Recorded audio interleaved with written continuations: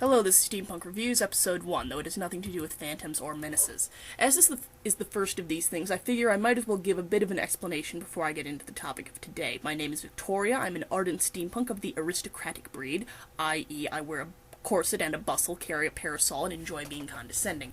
As such, it occurred to me that we steampunks have very little to go on in the reviewing area. Much of our subculture is based around things like eBay and online shopping, and as a veteran online shopper, I decided to take things into my own hands and review whatever I deem steampunk, thus allowing for fellow gearheads to be able to find good steamy stuff in whatever form it takes. To this end, I hope to produce a number of these videos dealing with such things as shopping, music, movies, and anything else that happens to pop up wearing brass and brown leather. So on to today's topic, the just-released on-DVD movie, Cthulhu. This may seem a bit of an odd choice for an opening episode of a show ostensibly about the steampunk subculture, but any gearhead worth their salt knows that steampunk has more than a few ties to the Lovecraftian mythos, and as such, the sight of dear old Howard Stern's work being brought to the silver screen in any format should be enough to make us all toss our top hats skyward. The movie itself is a retelling of The Shadow over Innsmouth with some of the details changed, most notably it is set in Oregon as opposed to Massachusetts, and actually features a relationship, something practically unheard of in the Lovecraftian verse. The story goes that a gay professor, Russell, aka Russ, who has just gotten a chair at some important college, gets a call that his mother has died and he has to go back to his hometown to deal with her estate.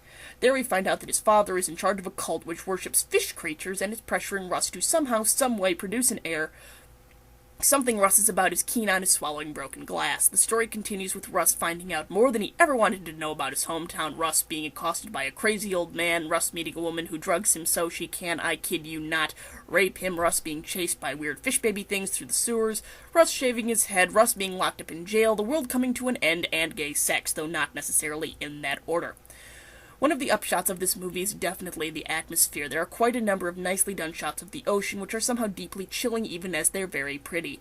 The special effects used on the deep ones and the fish baby critters are also quite nice, and a huge Lovecraft fan, and it is very satisfying to see the horrors of the mythos brought to life with modern technology. The set's tension and overall mood are very Lovecraft, giving you that distinctive feeling of insanity coupled with terror and isolation.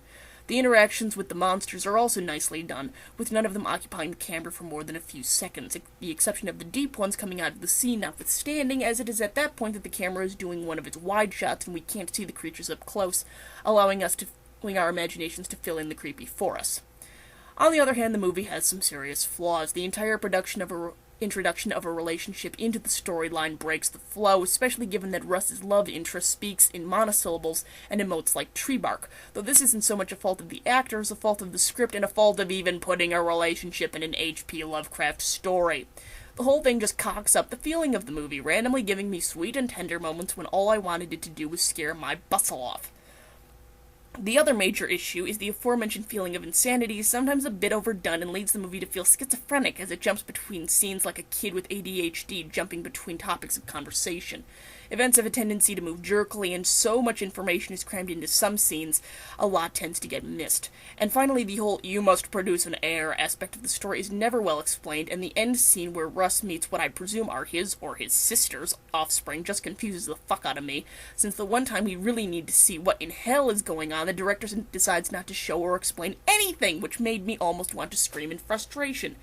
The ending is also abrupt and leaves you feeling like you were walking down stairs that had one less step than you thought. Now I suppose we reach the moment of truth. Do I consider this to be a good movie worthy of watching or even buying? The answer, yes. If you're a fan of Lovecraft. A big fan. Other than that, you will probably be confused and irritated by the way the movie behaves and how little is explained. If you aren't a fan, by all means, rent it anyway, but I won't blame you if you think that this movie should join Cthulhu in his sunken city of Raliech until the stars align. And maybe after the stars align as well. That's all for now. Tune in next time when I review my first online shop, Black Phoenix Alchemy Labs. Cheerio!